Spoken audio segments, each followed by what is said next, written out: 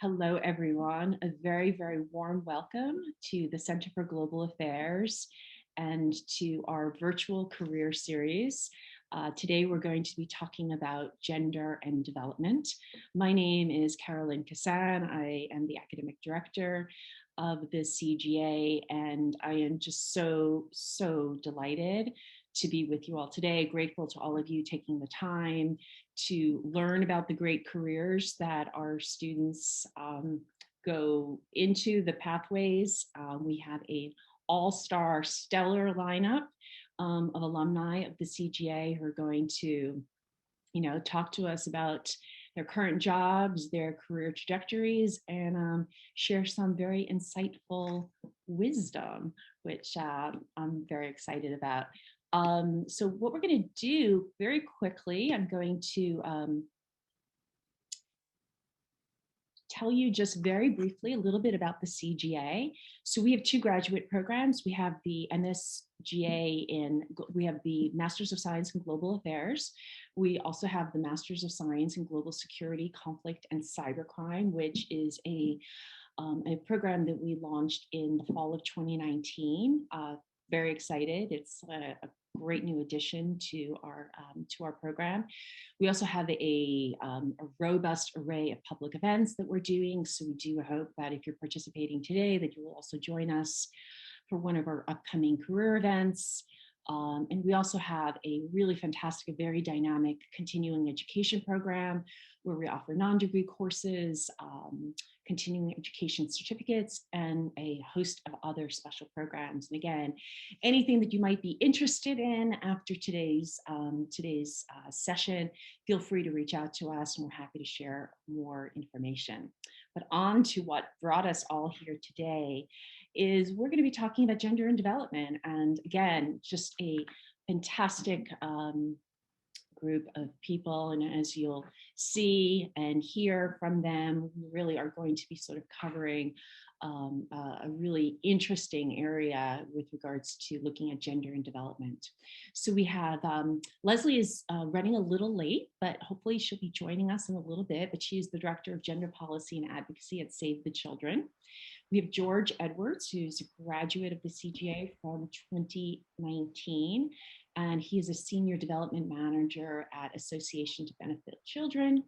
Natasha Lamoureux, who graduated in 2011, who's Coordination Specialist, Women, Peace and Security at UN Women.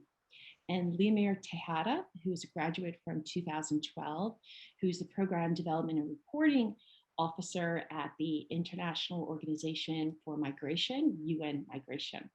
Delighted all of you for joining us today. Let's jump in. So why don't we start with you, Limir? Can you sort of tell us about your current role, what you're doing, and a little bit about the trajectory that brought you to, and by the way, Limir is joining us from Bangladesh. So it's a little bit later in the day where she is. I think it's a little after 11 at this point, but very excited to have you with us. Great. Thank you so much, Professor, and good afternoon to everyone. I was going to say I'm Carolyn. Okay, so thank you. No, thank you for the invite. And it's really nice to share this space with all of you. So a little bit about myself, as was mentioned, I'm currently working with UN Migration, and I've had a bit of a diversified career, if you'd say. I started my career in the financial services industry. Then as I was pursuing my master's at CGA, I transitioned to work at the UN Global Compact, specifically in New York, and went back to school and had a few little stints, government research, and now I've been with IOM for about a year and a half here in Bangladesh in the Rohingya refugee crisis response. Should I pause there? Sure. I'm gonna have lots more questions for you. So okay. And also really delighted to see Leslie. So Leslie Archambault is joining us, and she's with Save the Children. Thank you, Leslie, for being with us. Natasha, why don't we go to you and sort of talk to us about what you're currently doing and a little bit about your pathway to being at UN Women. Sure.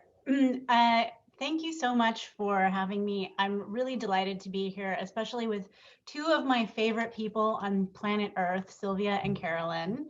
So thank you so much for inviting me. I want to apologize in advance because we're fostering two kittens right now, and they're right now behind me playing. So if you hear some like little it's the kittens.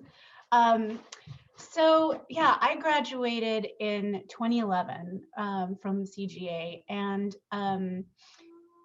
it was such an enriching experience for me. After graduating, so before I came to New York to do CGA, I was working in the nonprofit sector in Colorado, and I was working with a statewide organization in Colorado that did capacity building basically for nonprofit organizations throughout the state. And I ran a statewide education program.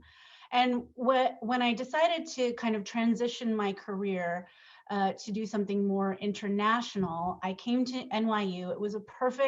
The CGA was a perfect program for me because it's really practitioner oriented and really focused on that kind of real world experience. And I felt like I really was able to supplement my existing skill set with international knowledge and focus that allowed me to transition and bring my transferable skills from my previous career and apply them to a new career with my new learning and education that I got at CGA.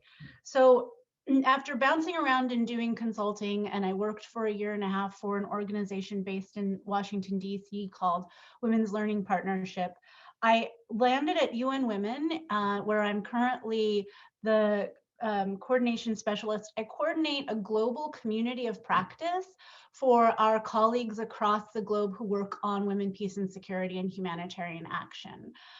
So for me, that's really gratifying because I'm a bit of a generalist when it comes to the topic of women, peace and security and humanitarian action. And I work with colleagues who are highly specialized in the different areas of focus. But what I do is I support all of our colleagues and I help them do what they do better. Through the community of practice, we connect each other, we transcend the sort of divides between HQ and regional and country levels, we transcend the divides between silos, between the different specific areas of work in the women, peace and security and humanitarian action agendas. So I'm able to help build connections between colleagues and get them to share knowledge, share experiences.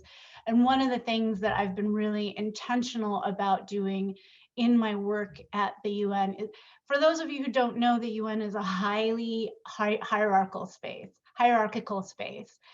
There's a lot of protocol, a lot of hierarchy, and I've in my work, it's been really important for me to break that down a little bit to enable colleagues to share experiences really candidly, because that's where the learning points are. We learn from what we do well and what we don't do well. And there's not a strong culture of sharing that kind of information in a lot of organizations, and the UN included. But for me, building that kind of safe space where colleagues from all over the world and all of our country offices can come and share their experiences, it benefits everybody. And so I really love my job, and it's really wonderful. And I wouldn't be here were it not for my excellent education at CGA. I think you're muted, Carolyn. Yeah, I know the famous line of 2020, 2021. Please unmute.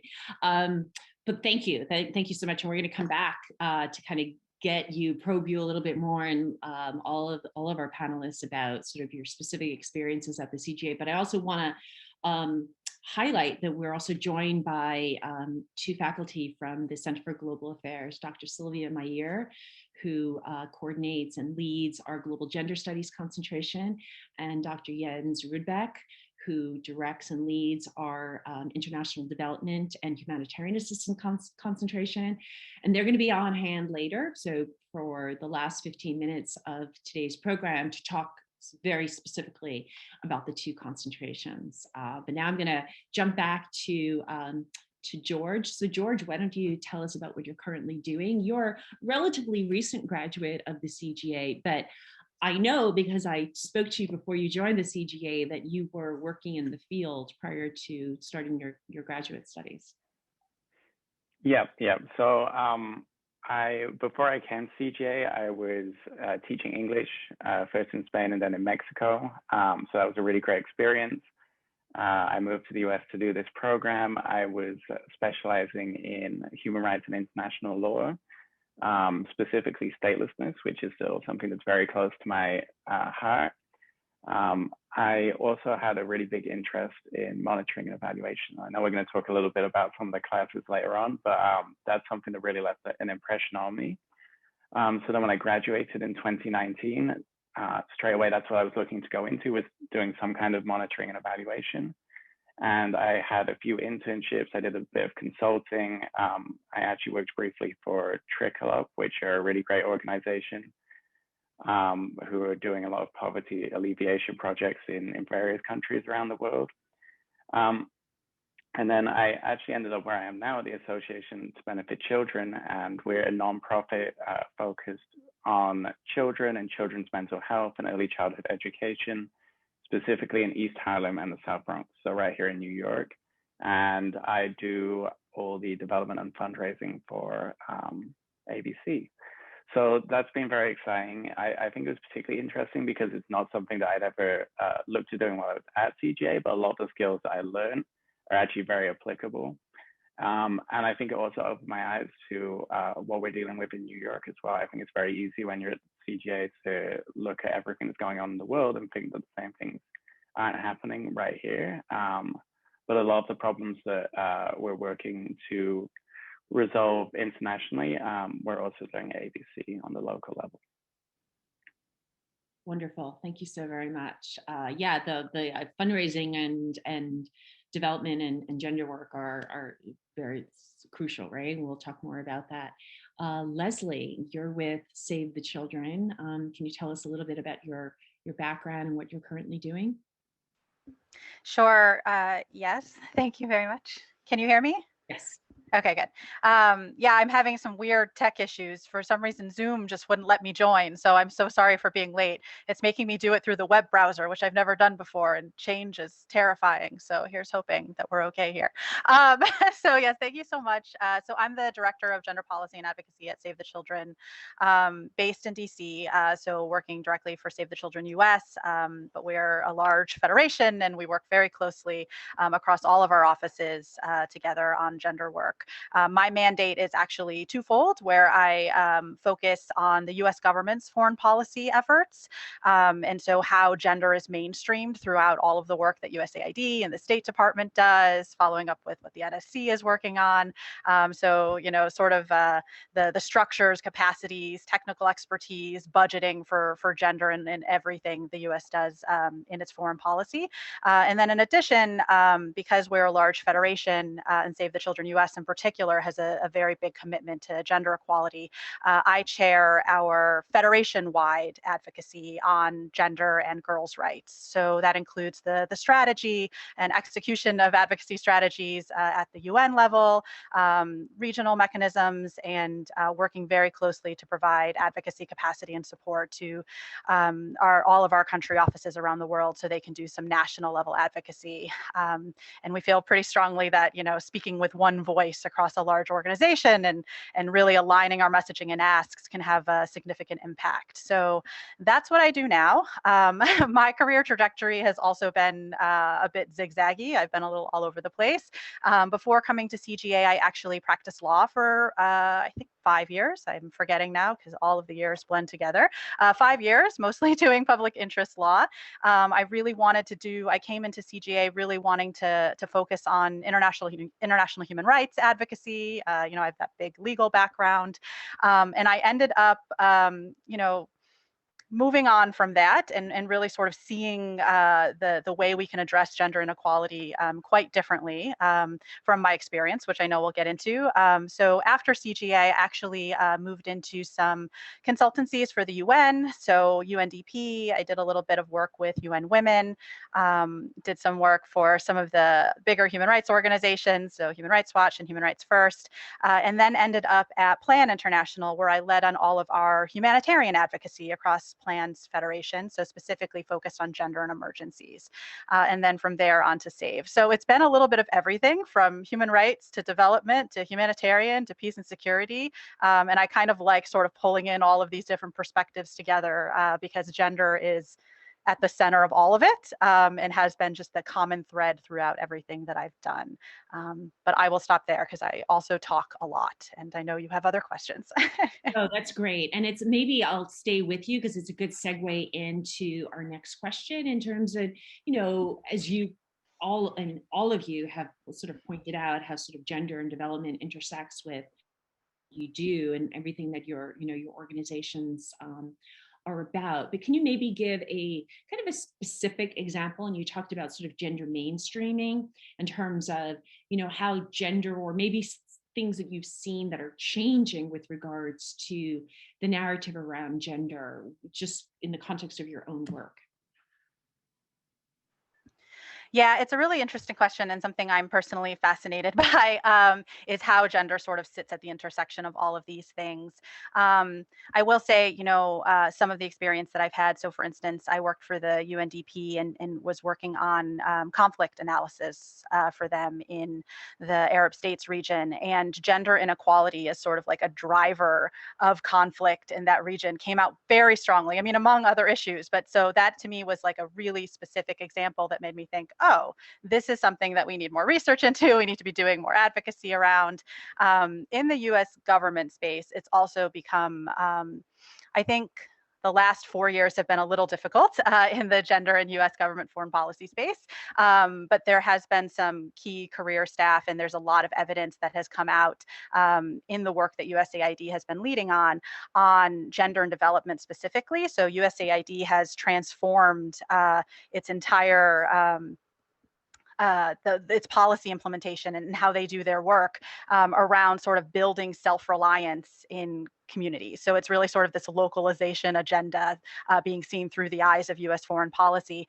And gender is a big part of that. So, how we support local women's organizations, how we're consulting with them at sort of the US mission level, and how we're budgeting for that. So how we have, a team of gender experts, both here in DC, but also gender focal points at the missions actually leading this work has been a big issue. And I think, we've made some headway, but there's still a long way to go. Unfortunately, what we're still seeing is oftentimes gender expertise is like a double or triple hatted person who does a million other things all at the same time.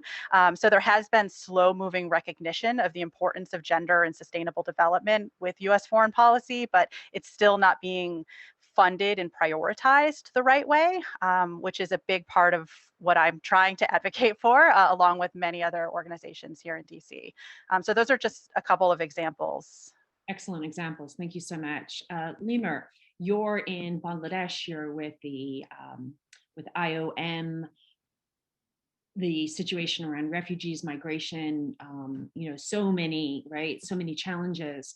I'm sure like gender and development, it's not gender or development, right, are so tightly intertwined with what you're doing. Can you share with us some either specific examples or just how IOM has been sort of thinking about the changes in these areas? Sure, thank you. And just a disclaimer, along with the cats from one of our colleagues, there's a party next door, so there's music, and you may hear a call to prayer soon. So there's background noise, apologies. But to the question, I guess to answer it, just to set the context a little bit here, like you said, both gender and development in a humanitarian crisis is kind of what we are working with here. Many of you probably know in 2017, about almost 800,000 refugees fled from Myanmar to Cox's Bazar. I always use the visual of the entire population of DC fleeing and living in a space 8% the size of where they came from. So it's a very congested area. And the new arrivals, the refugees actually live alongside host communities, so Bangladeshi host communities. So there's some camps that it's just Rohingya refugees, and there's some other camps, there's Bangladeshis, Rohingya refugees, and other refugees from previous influxes. So essentially, Cox's Bazar in and of itself has development indicators that are far below the national averages. So it's a very, very poor part of the country, underdeveloped, so on and so forth. Then when you look at the gender dimension of this, many of the refugees, as they were fleeing, it's reported really as they were fleeing, when they arrived, and currently still in the camps, there's a lot of, more specifically, gender-based violence. So there's reports of rapes, forced marriage, sexual assaults, emotional abuse, and now with COVID-19 and the lockdowns, intimate partner violence. So the way that IOM, and here in Bangladesh, IOM and UNHCR co-lead the response along with the government of Bangladesh. So we have a big mandate, if you will. And the way that we kind of look at this is, one, we have to find ways of responding to the immediate life-saving humanitarian needs of refugees, but also find ways to support the local host communities that have big development needs because it's been a neglected district, if you will, for the country. So there's this kind of fine balance between supporting the refugees and supporting the host communities. Of course, there's all the, as the colleague mentioned, the kind of transcending gender issues, if you will, of the response. So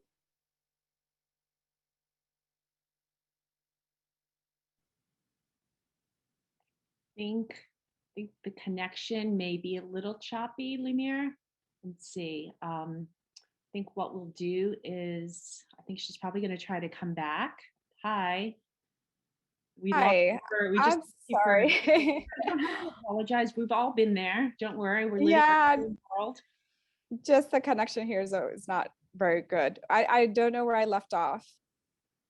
You were talking about the Bangladeshi government, the UNHCR, IOM working very closely together. Great. Yeah, and that it's a big mandate that you have. Yeah. So essentially, there's a need in our response to support the refugees with life-saving assistance, food, hygiene, so on and so forth. There's also a need to find ways to support the affected Bangladeshi host community who live side by side with the refugees and who, now have less access to jobs and so on and so forth. And then, like the colleague mentioned, there's the transcending kind of gender issues, both for the host communities and for the Rohingya refugees. So essentially, maybe I'll just give a few examples that are very practical to kind of illustrate some of the work. Let's say for our water, sanitation, and hygiene work, because the influx happened so suddenly, we weren't able to properly plan out the camps. So essentially, all the wash facilities, the latrines were set up ad hoc. Now we're finding ourselves in a situation where many women, for instance, don't want to use the latrines because they're too far, or in the nighttime, there's no lighting, and there's really no space to move the facilities that we've already installed around. So this is one kind of key issue that we see as women's access to life-saving humanitarian assistance. Another one that I particularly really like that I worked on, which is, I think, kind of trying to find ways to empower women's participation in the camps. So the women have reported here that in Myanmar, there were no participatory structures for them to have their voices heard. And when they came, also, they were represented primarily by religious leaders, ad hoc governance structures that were set up, and so forth. And IOM did a really interesting project, and I had the luck to work on the report on women's participation as a way to reduce gender-based violence. We kind of anchored it in our GBV portfolio. But really, in addition to prevention of GBV, it also had these other aspects of, having women's voices heard, having them being represented, and having them have access to information, because often the information reaches them through their male family members. So, in many ways, there's the immediate response to the immediate needs from a lot of the trauma that they carried through displacement. Then there's also the involvement, empowerment, and engagement, and a little bit of skills training, trying to think of potential scenarios of repatriation and so on and so forth. But the work here is immense, and I still haven't fully, to be honest, wrapped my mind around all the intersections. And I think the UN here is struggling with this humanitarian development nexus, if you will, and how do we support the host community while responding to the crisis with a mindset that repatriation will happen at some point. So I'll pause there, but it's what we're up to. and yeah, all of our proposals kind of center around these moving pieces. Thank you, and thank you. I know I'm sure I can speak for everyone that's participating today. We thank you for, all the work that you're doing. Natasha, so you are UN Women, right? So much of what Leslie and Lanier shared, just with regards to kind of all these intersectionalities sort of playing a role, UN Women, that very much also is the case. So can you sort of, I'm so curious from hearing all of you, just in terms of how some of those, the shifting dynamics and the shifting mandates and how they're playing out. So I'd love to hear what your perspective is from UN Women. Sure. Yeah, I mean, absolutely. First, I'll say it's such a small world because Leslie was a consultant with our team at UN Women. So it's great to see Leslie. And then I also consulted briefly with Trickle Up before I came to UN Women. So it's really such a small world. And when we talk about these peace and humanitarian spaces, even among a global community of people doing this work, it tends to be a small world, and you run into people in crazy places and end up working with people across different organizations. So that's a really interesting aside. For us and our team, we're one of the biggest teams. I think we are the biggest team in UN Women, Peace and Security and Humanitarian Action Team. And this sort of peace humanitarian development nexus is really kind of central to what we're working on. And it's really challenging because humanitarian actors tend to not want to get involved when it comes to conflict situations. And there's a lot of resistance between kind of seeing the interconnectivities between what are the drivers of conflicts and crises and gender equality and these things. So we know from research that we've conducted and then other research that we've seen that gender inequality is a driver of conflict. Like several other folks have said. We know that gender inequality exacerbates crises, whether they're humanitarian crises or crises that are derived from conflicts. We know that gender inequality is a driver of violent extremism, for example. We know that gender inequality is the root of a lot of things. We know that when women are included in a meaningful way in planning of post-crisis and post-conflict response, when women are included in a meaningful way in mediating conflicts and building peace, we know that all of those solutions are more durable, they last longer, they're more inclusive. But at the same time, there's resistance across the board for including women in a meaningful way. I think that generally speaking, over time, where we've seen progress is more and more acceptance of this idea that we need to help women and girls because of their victimhood. And so there's more and more awareness around, well, we have to protect women. There's more and more acceptance of, sexual violence and conflict as a crisis that needs addressing, of sexual violence that happen in refugee settings and things like that. There's more and more acceptance of needing to give women access to economic opportunities. And that's always, that always starts at a really micro level.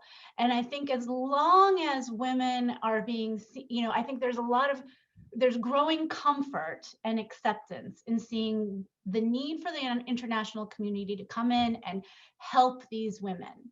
But as soon as we start saying, okay, but women are not just victims, women are leading in their communities. Women are the ones who are on the ground leading response to COVID. Women are the ones on the ground who are mediating local conflicts.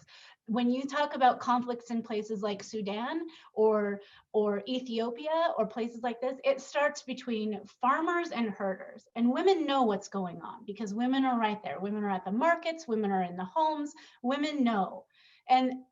But we don't want to see them as leaders. When we say, well, we should be listening to women at the peace table because they have solutions, you know, and this is not an essentialist kind of thing. Women are no more naturally inclined to peace than men, but there is a lot of socialization and a lot of gender norms that happen in communities and societies where women have special roles, they have special insights, they are privy to information that men aren't always privy to, and they also are, you know, often the caregivers.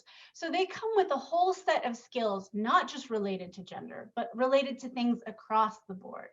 They have planning expertise, they have peace building expertise, they have mediation expertise, they have agriculture and economic expertise. But the international community really is only comfortable with keeping them at a sort of micro victimhood kind of level. And I think that's where we really see an obstacle in our work, where we have, on the one hand, research that says when women are leading, and you can look at all of the countries who did the best COVID response, what do they have in common? Women leaders, right? So when women are leading, they are providing durable, sustainable, inclusive solutions. We have this evidence, and we have many, many member states who are saying, yes, women should be leading, and they come out every year to our annual, at the Security Council, there's an open debate on the Women, Peace, and Security agenda every October. Every October, that open debate is the most well-attended by member states. It is the most, every member state wants to say how great they're doing on supporting women, how they support the Women, Peace, and Security agenda. But then when it comes down to the fact that, okay, we're gonna get involved in this conflict and mediate between the two warring parties, and we say, well, where are the women? They're like, well, there aren't qualified women. We don't know where they are. We don't. So there's resistance to it. And I think that's really where we are seeing the challenge, and where my colleagues are working so hard every day.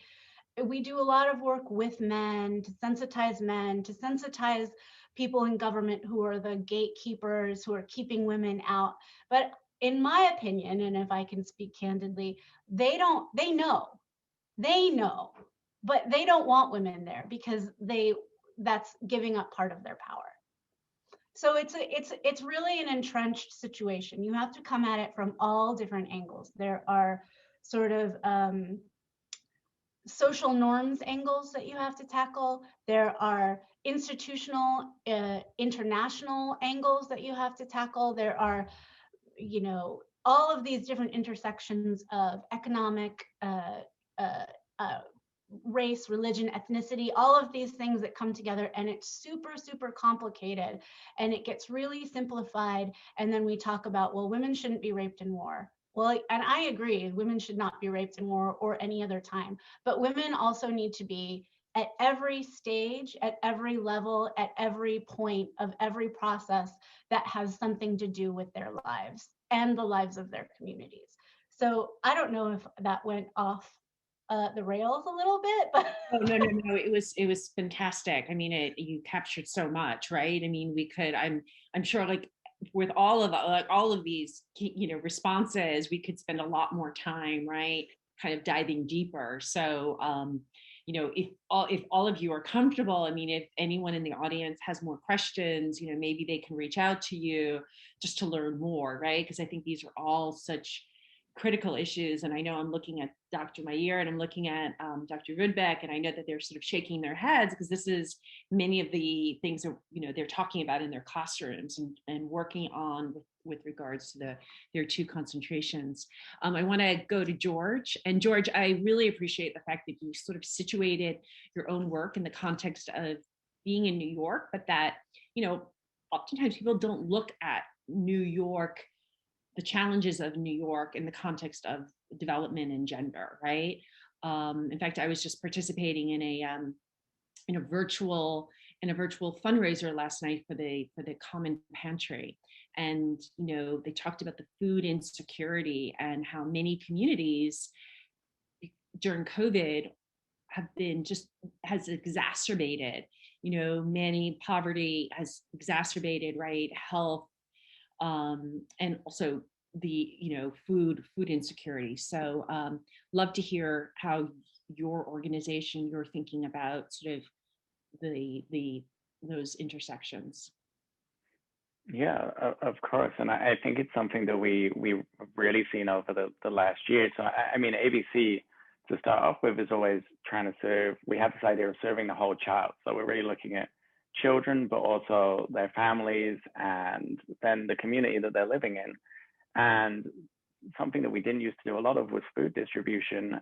But last year, we began to step in and do that. So from April to September, we ended up distributing over 250,000 meals to children and families in East Harlem. And that's like that was like a huge, almost humanitarian effort where we had to completely change the way we were doing things, set up food distribution points.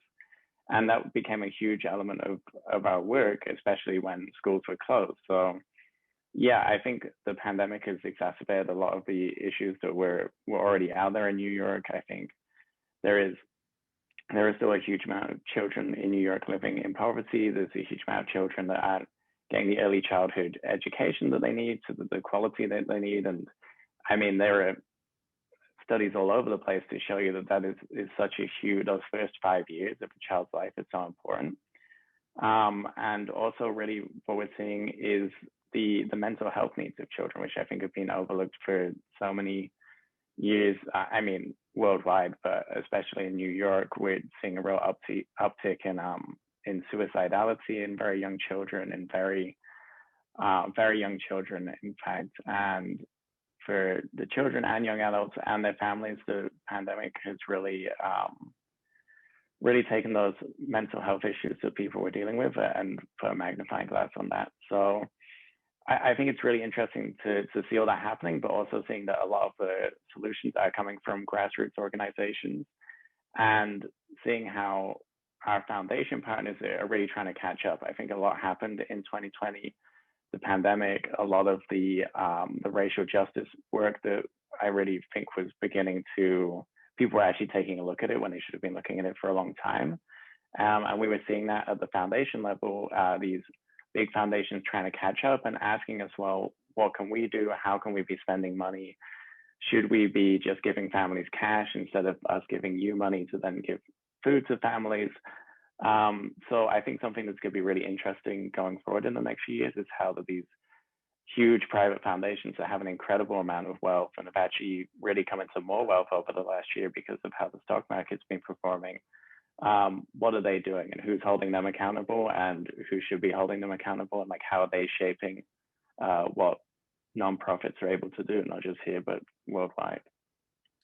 Excellent. Thank you for that, George. George, I'm going to stay with you. I know many people that are participating today are really, they look at where each of the four of you are and they're like, that's where I want to be. Like, I want to go to graduate school, or I'm in graduate school and I want to get a job at the United Nations. I want to get a job at Save the Children. I want to get a job at a non-governmental organization. How do I get there? So George, can you tell us about, what are the types of skills, content knowledge that your organization or sort of organizations in your space are looking for right now?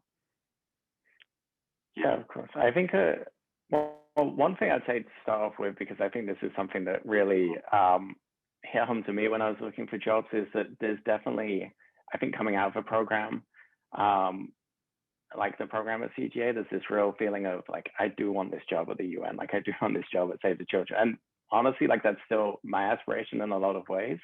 But I think there is so much value in really being a little bit more broad when you're starting out and saying, look, I have these skills, like, and everyone comes out with all of these skills. It's really useful to be able to actually work somewhere for a little bit to put those skills into practice, especially if you, like me, you're coming out of undergraduate then with like a year or two of work experience and then going straight into grad school. I think it's really valuable to just really open up your search and look for ways to really put everything into practice. I would say for the kind of job I do, any kind of fundraising or just in general working at a smaller nonprofit, I think writing skills are hugely important.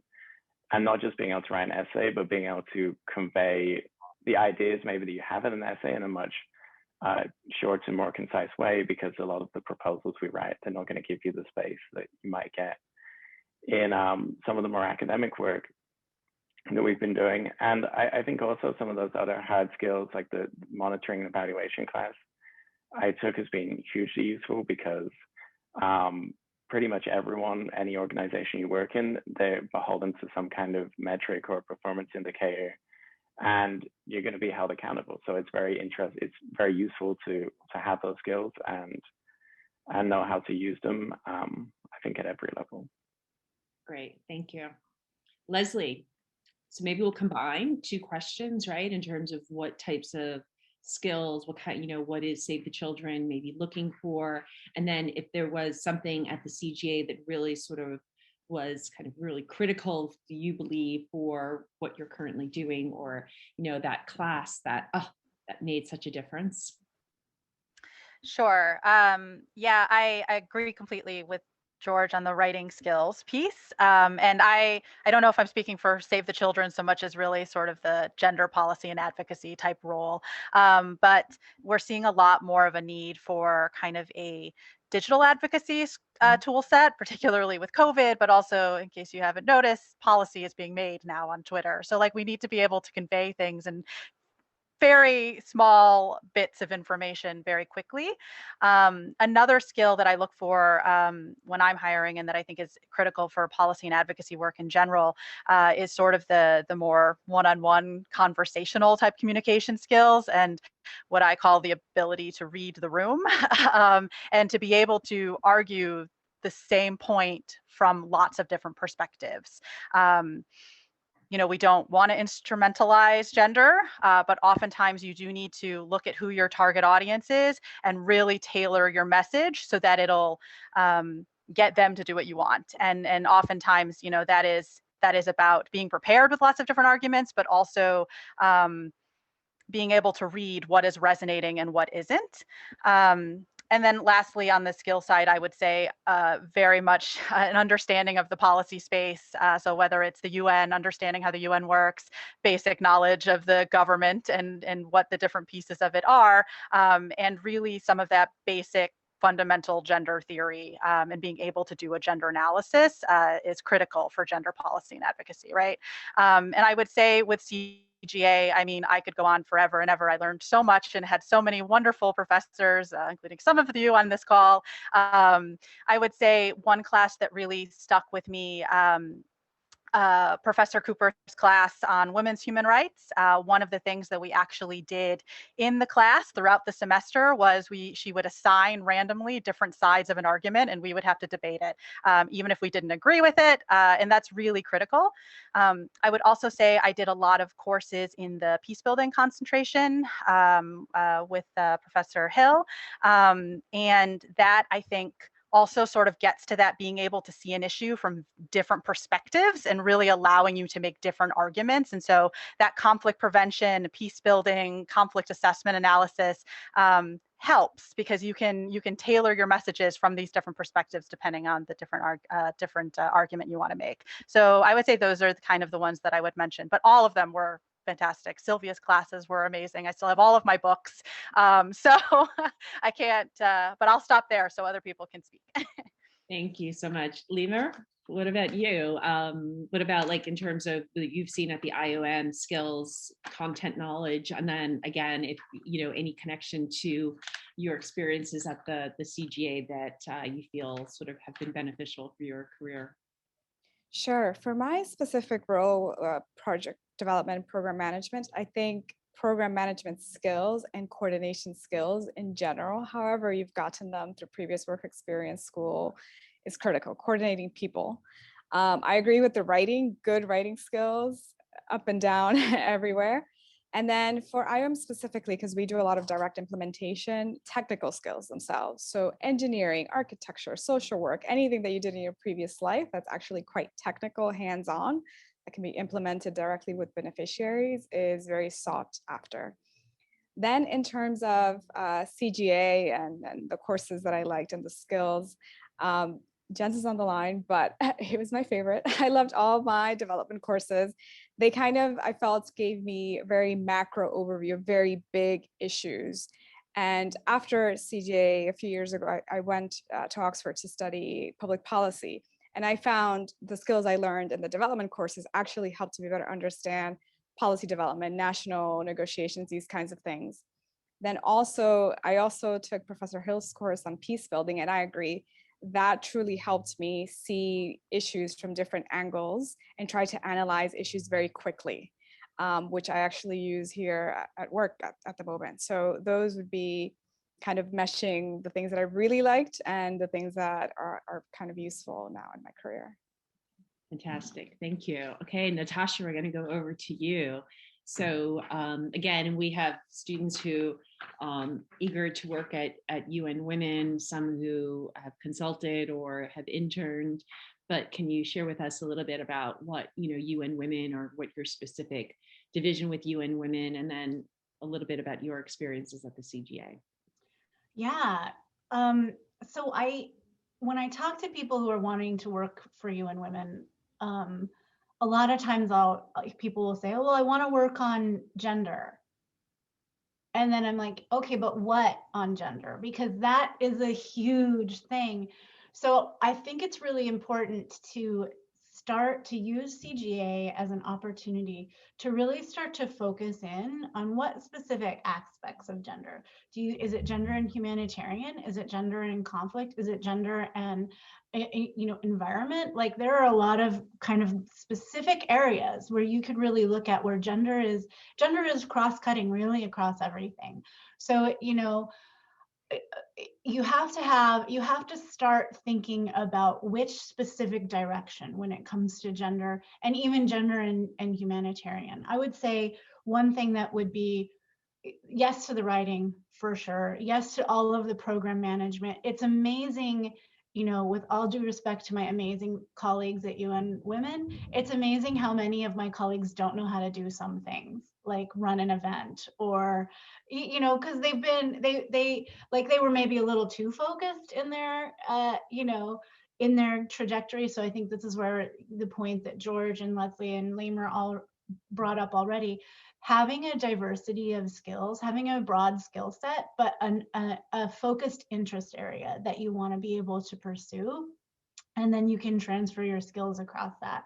I think one of the things that I would have done differently from my time at CGA is I would have spent way less time trying to do like networking events and way more time trying to get published, writing articles, writing policy, doing things, and really proving myself as a policy thinker, and making a name for myself. Because the colleagues that we've gotten a lot of colleagues from CGA, like Leslie, like Sophie Giscard, like other great colleagues who've come from, they all had that. They all were publishing. And I was like, oh, I maybe should have done that. When I was at CGA, it was before there was the peace building concentration, and it was before there was the gender concentration.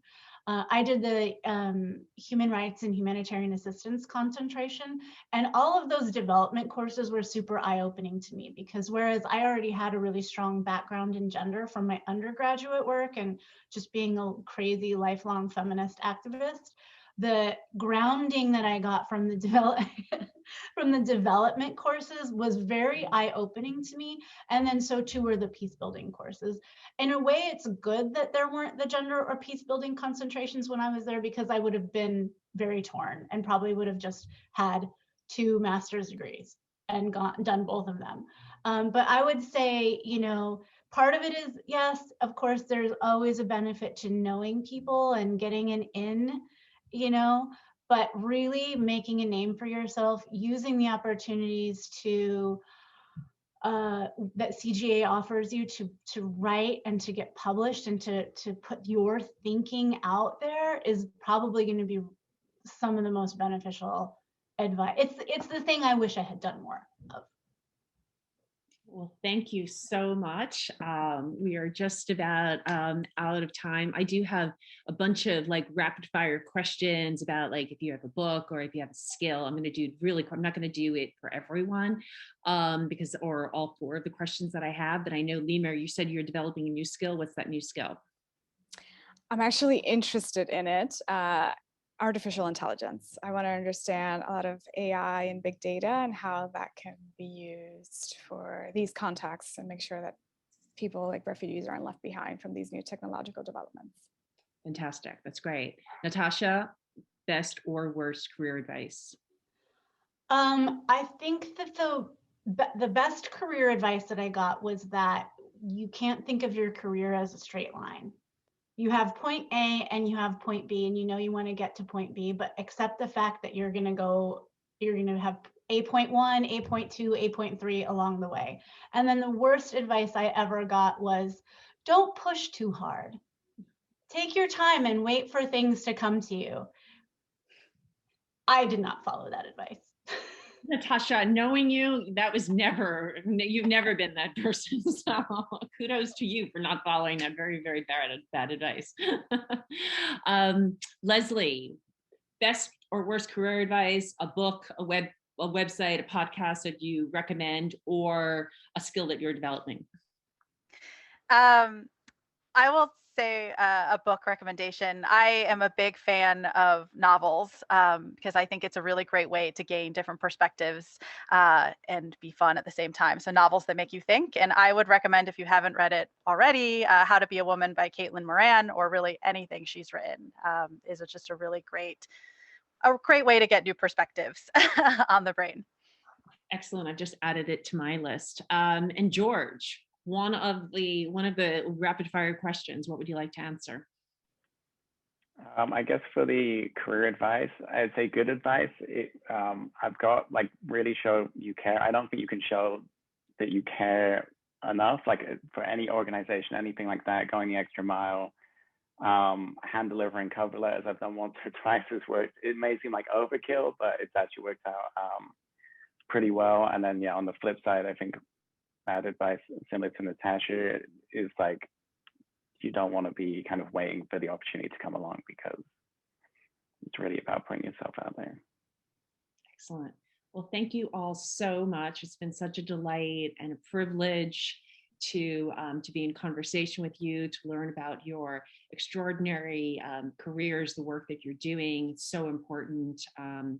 And I just want to speak for the CGA. We're super proud of all of you. So and please feel free to stay on, but we're going to move into having Dr. Sylvia Meyer, who leads our Global Gender Studies concentration, and Dr. Jens Rudbeck, who leads our International Development and Humanitarian Assistance concentration, to talk more about those two concentrations. But again, please do stay on. Lots more to take in, and many thanks to our panelists today. Thank you, Sylvia, Jens, and I have to say, I feel so honored to also have the opportunity to work with Sylvia and Jens. I definitely feel like today, when I get to sort of reconnect with alumni and be in conversation with my colleagues, I feel like I am very fortunate to have such a wonderful job. Okay, Sylvia, Jens, over to you. Jens, do you want to go first? Yeah, sure. So yes, thank you. That was a fantastic presentation by all. What I wanted to do is just go behind the scenes, so to speak, of how the concentration is put together. Obviously, there are kind of two parts to it. There is the development side, and then there's the humanitarian assistance side. And they're sort of overlapping, but there are also different dynamics that are driving the two, both here and now, but of course also when we plan a concentration, we also look into the future and see what kind of demands are there in the labor market for certain knowledge, for certain skills, and then try to develop courses that are addressing those demands. And of course, within development, it's a sustainable development goals that are defining the field. Like that is a large agenda. It's an agenda that covers 17 goals, 169 targets within areas of poverty alleviation, hunger, education, health, security, and so on. So obviously that's an enormous agenda to try and cover within a concentration. But I think the way that the program is structured in itself, this Center for Global Affairs program, that we have these concentration that kind of all help to understand the larger sustainable development agenda, because of this.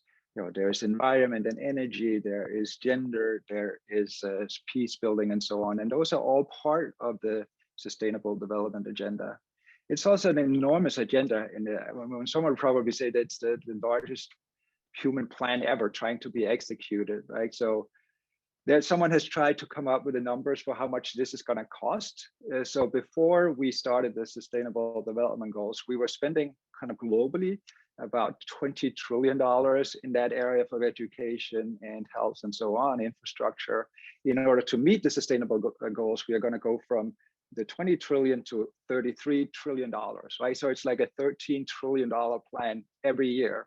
And so that's an enormous number, but of course generates a lot of jobs at all levels of society, whether it's in national governments, local government, in NGOs or international organizations. So everybody needs expertise in that area. And so of course that's an enormous benefit from a program like us. But it's of course, like I said, it's hard to cover because there's so many different demands. And so the courses that we are trying to develop within the concentrations are, both we have these more traditional academic courses that were also brought up by some of the panelists that gives you a general introduction to a field, kind of from a critical perspective, understanding that it's not just about wanting a job and going out and having some skills to execute it, but also to being critical about the area that you work in, so you could come up with new solutions. Then there are, of course, policies, trying to understand policies in an area, again, with a critical approach to how politics shapes policies and implementation. Then there are these more skills-based, of course, that we are trying to, already being brought up about the monitoring and evaluation as important skills. We are now introducing what we call practicums, where we work with organizations that come in and help us. Right now, we have a new practicum in the pipeline. It's a collaboration with MasterCard, and they have this program called Financial Services for All. And of course, within development, microfinance has for a long time kind of being something that we're trying to promote, and MasterCard is working in that area as well. So those are kind of some of the courses that we are developing. Of course, global field intensive have not been mentioned so much today. It's also something that we try to do, and I think it's extremely important if you work in the area of development to go out and experience an interaction with people that live in poverty. So I've been to several places. One of them were India, where Lima was part of it, and came in 2012. We went to Dharavi, which is the largest slum in Asia, where again, if you have not seen kind of urban poverty, it's a very, I think, physical thing, an emotional thing to be confronted with living experiences like that. So that's kind of the development side of it. In terms of humanitarian assistance, obviously here it's there's again an enormous demand for services in this area, and of course that's kind of from the negative perspective that there are just more and more internally displaced people and refugees in the world. For 2020, we it's for the first time we are above 80 million people. So, and it's going up. So the Secretary General of the UN, Antonio Guterres, tried to ask everybody to kind of introduce a ceasefire during COVID because of not being able to provide services for internally displaced people and refugees, particularly in that difficult situation. And that's only going to double. Like the predictions into the future is that we're going to have, by 2050, we're going to have twice as many refugees as we do today. Some of it is linked to climate changes.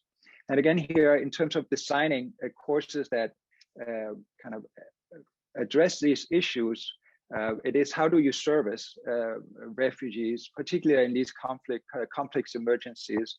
So there are, we have courses on this cluster approach, which is a way of structuring humanitarian services, the new technologies that are introduced in order to deliver services, biometrics, blockchain technology, and so on. So we both have this administrative side and then more technical courses. And again, here, I think we have the global field intensives as an important course.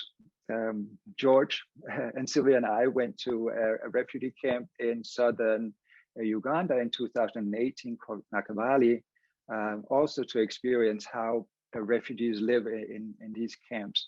And I think again, it was an eye opener. There was particularly one event I remember that the students were, they felt they couldn't give back, like that they were given so much by having interaction with people that worked in the camps, but also talking to refugees, and they wanted to give back. So they kind of let the hat go around and chipped in a little money and wanted to go and buy something for the children that were living in it. So they were getting some soccer balls, some flip-flops, and also in terms of gender, of course, we know that a lot of young women or young girls miss out of school because they don't have access to sanitation pads. And then it's just to make sure that it was appropriate to buy these and donate them. They ran it by the teacher that was teaching in the high school. And she said, that's probably not a good idea because the refugees cannot afford underwear. And so I think, I mean, from a point of view and an eye-opener of just how deep poverty runs in the camps, but also more as in kind of our preconceived notions of how solving problems, right? You have to really to get close to the recipients of whoever you work with in order to understand really what are good solutions and what maybe not so good solutions. So I'll stop here. Obviously, there's so much to talk about, but thank you. Over to you, Sylvia. Thank you so much, Jens. Thank you, Carolyn. Thank you for coming to our webinar, and a huge thank you to our amazing panelists. I am so proud of you. I'm so thrilled to have seen you. Thank you so much for your warm words. I'm so happy for you and your amazing career successes that you have shared with us. Once the plague is over, you know, we all have to get together and celebrate. I can't wait for that. You are the most amazing ambassadors for the CGA, the development and the gender concentrations. And you have shared with us almost everything that I have wanted to do, what I would have hoped you share with our audience. So this is just to say, the objective, and I can see some of you will be smiling at this, the objective of the gender concentration is to smash the white supremacist patriarchy. That is our objective. Yeah, Natasha. And in a more professional sense, we are trying to mainstream gender and a gender lens into the key aspects of international policy, law, policy making, as well as institutions. Natasha, Leslie, Lemur, and George, this is how they appear on my grid here, have really showed us incredibly eloquently the centrality of gender and the promotion of gender equity for all the fields that they're working in. That can be peace building, that can be, you know, dealing with statelessness and nationality, with migration, with bringing about institutional change, girls empowerment.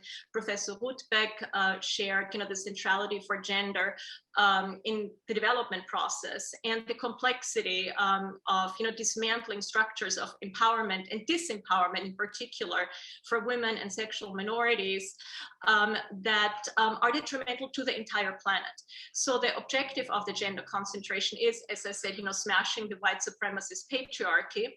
And we are trying to do that in our concentration, which, you know, is really characterized by four, I would say, kind of key features. The first one is cross-disciplinarity. Secondly, intersectionality. Thirdly, its applied nature. And fourthly, through its global approach.